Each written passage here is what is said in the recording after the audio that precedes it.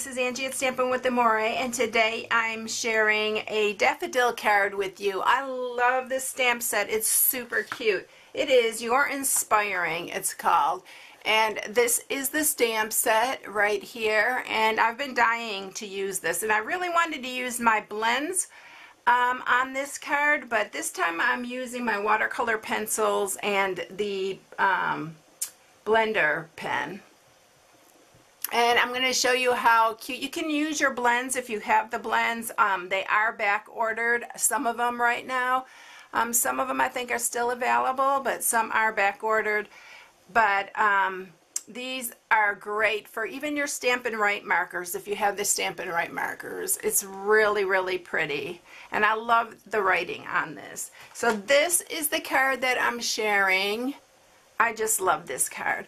So anyway, you can use this for an Easter card. It has a Happy Easter sentiment, but I'm using it for a birthday card. So this is what I'm sharing today. All right, let's get started with it. So you're going to need Daffodil Delight, and this is a basic 5.5 by 4 1/4 card base that I made. I want to sharpen my, because I didn't do that. I just folded it with my hands. So we're going to set that aside. Then you're going to need another piece, and this piece is 2.5 by 5.5. And then you're going to need 2 pieces to border the stamped piece. And this is 1 by 5.5, and then this is 1/2 by 5.5. And that is it. The stamp piece, this is 2.5 by 5.5. I think I already told you that. Alright, so I am going to use my Stamparatus for this because it lined these up perfect. So I'm going to just set my paper here, and this comes with, I'll talk more about this later. It's going to be available to order again in June when the new catalog comes out. So it comes with 2 magnets. Keep these magnets separate because they are super strong and they can break when they're this strong. If they get together, they're hard. They could pinch your fingers. So one goes here and one goes there. I am only going to use one for this project, and you can see how it grabs it right away. I'm going to see, I need to line this back up where my paper, I'm going to scoot this over. And I'm going to show you how it lines up really nice. So I'm going to just set this down here, and I'm going to grab it with this top plate, and we have 2 plates on the Stamparatus. One goes this way and one goes the other way, because you can do 2 different things. You can stamp 2 different ways, and I'm going to do a tutorial on it when we get closer to when it's available to order, because it's no use showing everything and all the little things it does until it's available. You may have already seen them out there. People are already using them and sharing them, so, but I'll get more into it later. It's just a super, super great tool. And then you just press it, and you have your one image. Now what I'm going to do is I'm moving the stamp. I'm going to use, this is in a little absorber cloth that I got off of Amazon. It's perfect for this, and it wipes and cleans your stamps really quickly. And then I'm going to move this, and I'm going to line this one up again exactly where I want it. And not moving the paper, but I'm just moving the stamp this time. And then we're going to ink this one back up. And I am using Memento Black. And if I was using the blends, you definitely need to use the Tuxedo Black for this. And then I'm going to stamp this one. And look how perfect they line up. I love this. It's super, super quick and easy. And if you're doing a bunch of stamping and you're doing a bunch of cards the same, you can stamp all one side at one time, and you can stamp the other side at the other time. There's so much you can do with this. All right, let me move it out of the way.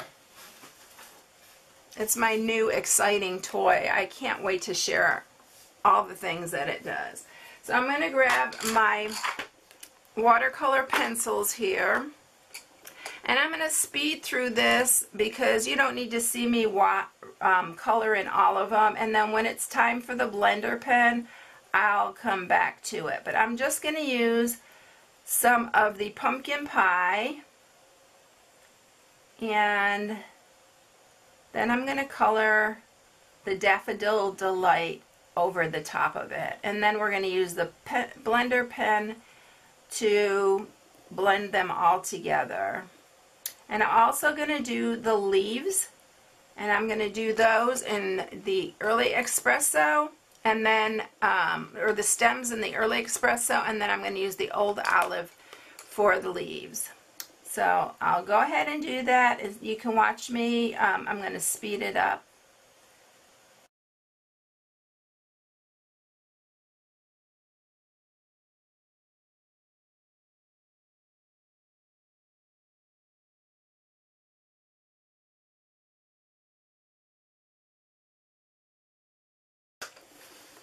Okay, you can see now that everything is roughly colored and nothing fancy. I just kind of went over it really quickly. I can get really fancy if I wanted to, but I just want to do this very quickly.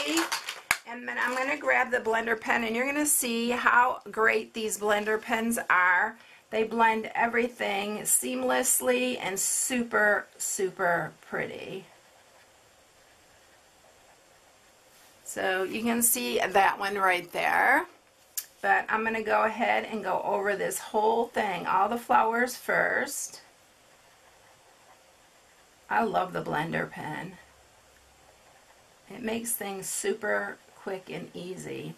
And I love coloring. To me, it's super relaxing. And this blender pen, I really love this part because it looks like the magic's happening.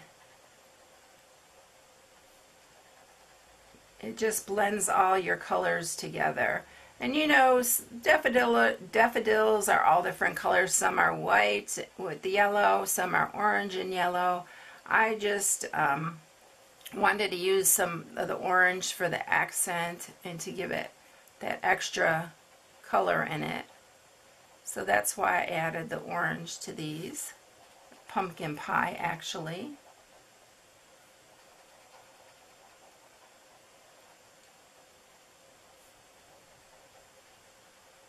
And with your blender pens, a little tip is not to keep going over the same area, because you can peel your paper up if you just keep going over the same area.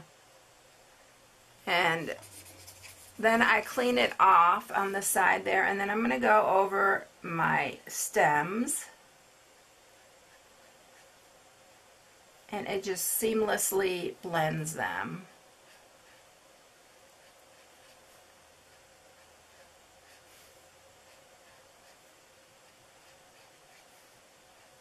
And when I'm done with the stems here, I'm going to just go over the leaves. And I am again going to clean it off. After each color, try to clean your blender pen off.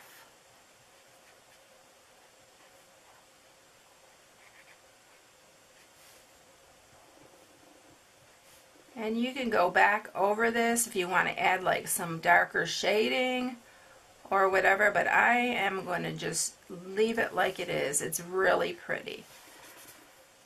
Alright, so there it is, all blended up. So we're ready to put our other pieces on.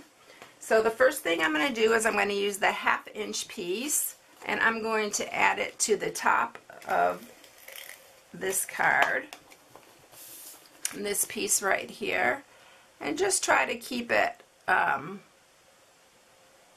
even. And then we're going to go ahead and put the 1 inch on the bottom, and we're going to stamp that.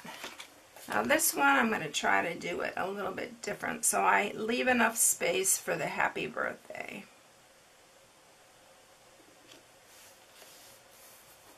And then I'm going to grab my memento. Oh, I forgot to stamp the little soft sky. These little, it just added a little bit of color to it, and I'm just going to stamp around the flowers here.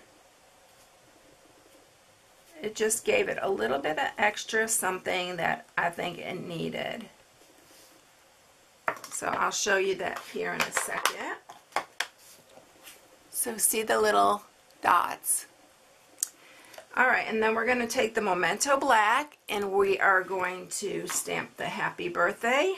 And I could do this on the Stamparatus too, but I'm going to just go ahead and try to freehand it. Watch me regret.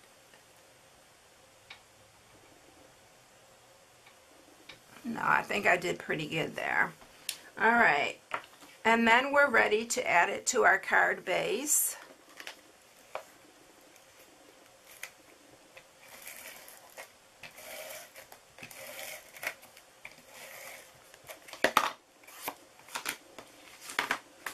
And I'm just going to center it.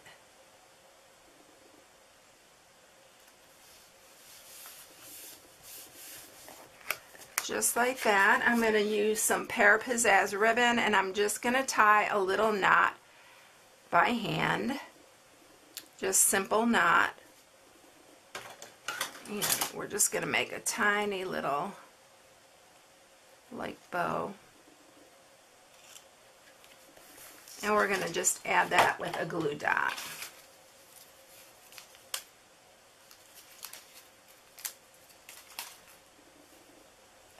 Just right here. And I got another glue dot on my finger.